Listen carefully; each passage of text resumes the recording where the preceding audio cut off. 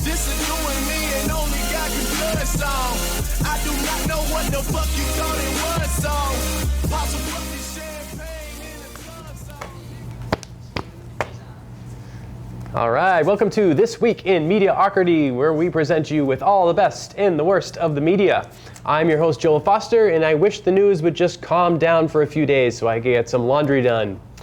This week started off fun enough with the usual Russian wiretapping shenanigans. It began when Trump sent out this beauty of a tweet accusing an official behind unmasking being high up and that a, quote, known intel official is responsible. Trump then went in to investigate the matter himself and posted the conclusion via Periscope. Let's take a look of his investigation. Now let's see who these two characters really are. First, we unmask the Spectre. It's Red Sparks! Hi, boss! Ah, meddling kids. Now to get the mask off old Nettie. Jim Rivets. I knew it was Jim Rivets. He's a well-known conservative. But the real story was that former security advisor Susan Rice was revealed to be the unmasker. It was reported in Bloomberg on Monday that Rice asked for the identities of Americans who were overheard communicating with Russian officials. These identities turned out to be members of the Trump campaign and maybe even Trump himself. But the news was actually broken by Mike Cernovich, who looks like George W. Bush after losing his job in a custody battle. Cernovich is a wildly popular blogger on the right and someone who wasn't even on my radar before this week. And much like forgetting to flush the toilet after a shower, I can't believe I missed this turd, because Cernovich has delivered some gems over the years. But his Rice story caught on big time. The president gave an interview with the New York Times, who apparently aren't failing anymore since he's talking to them. In it, he said that, quote, I think it's going to be the biggest story, and said it is, quote, one of the big stories of our time.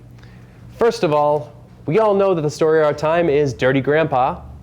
Secondly, this didn't even turn out to be the biggest story of the week, because our president then went ahead and started a war out of nowhere, like he could up and order it from Amazon at 3 in the morning. That's right, the US ordered 59 Tomahawk missiles to attack an airfield in Syria in response to the chemical attack that killed nearly 100 people on Tuesday. Sure, you could argue that the airfield did not contain any chemical weapons and didn't do much actual damage. Here's a picture of the airfield pic, which happened after the bombing, which looks in better shape than most roads in Tucson. Sure, you could argue these things, but you'd be swimming upstream because we're at war. And when Americans go to war, we go big. It's as if the Democrats and Republicans finally found common ground in blowing things up. Reactions from both sides were mostly positive, from Democrat Chuck Schumer to Republican John McCain, who until recently were the president's fiercest critics. You know what they say, nothing like some bloodshed to bring some enemies together, right? And watch Fareed Zakaria on CNN tell us why the airstrike finally made Trump into a real boy president. Day 78 of the Trump presidency. What changed last night? I think Donald Trump became president of the United States. I think this was actually a big moment because candidate Trump had said that he would never get involved in the Syrian civil war. He told President Obama, you cannot do this without the authorization of Congress. He seemed unconcerned with global norms. President Trump recognized that the President of the United States does have to act to enforce international norms. Good for him.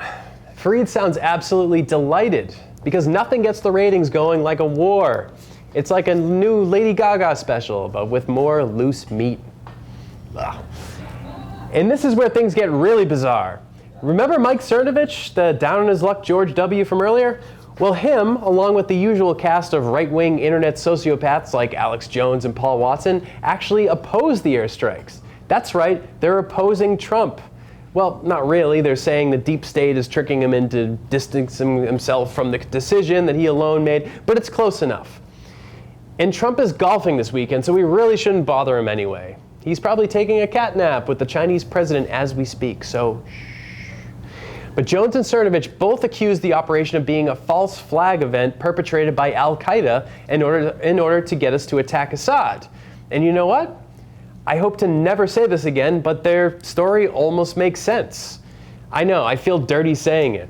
But 3 months into Trump's presidency, nothing makes sense anymore. Up is down, left is right. Trump is opposing his own policies.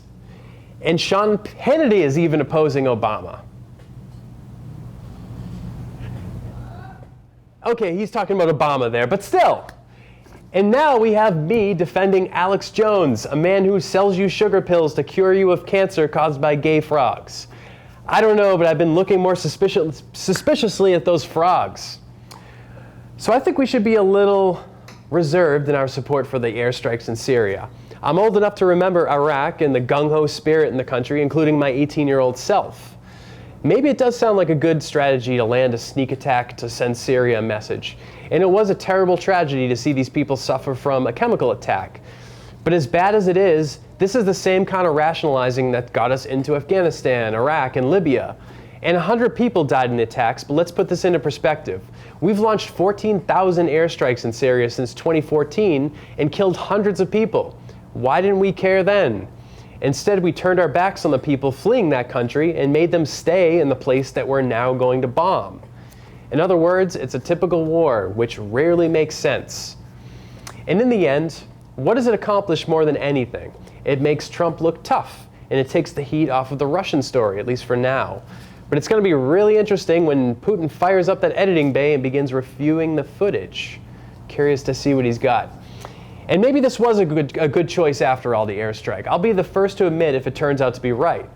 But on the other side, here's the deal. If this ends up being a long, drawn-out war that goes on for years, then we have to agree to stop for at least 10 years. I know asking for the U.S. to go without a war for 10 years is like asking a crackhead to go without crack, or asking the president to go without tweeting, or asking Steve Bannon to clean up a little bit. But it'll be good for us, and we need a cleanse. We'll have to see how it works out. But until then, be skeptical and keep your eyes open, because unfortunately, real lives are at stake. So far, it's been reported that 5 civilians, actually 9 civilians were killed, including 4 children in the attacks from yesterday, which is weird to kill civilians in order to avenge other civilians, but again, that's the logic of war.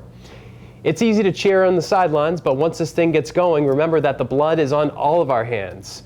I mean, there's more blood on Trump's hands, but we have that same blood in our hands. So for the sake of not sharing blood with him, let's take a step back. All right, that's all the time I have for today. I'll see you next week with another Department of Mediocrity. You have a great weekend, and I will see you next week.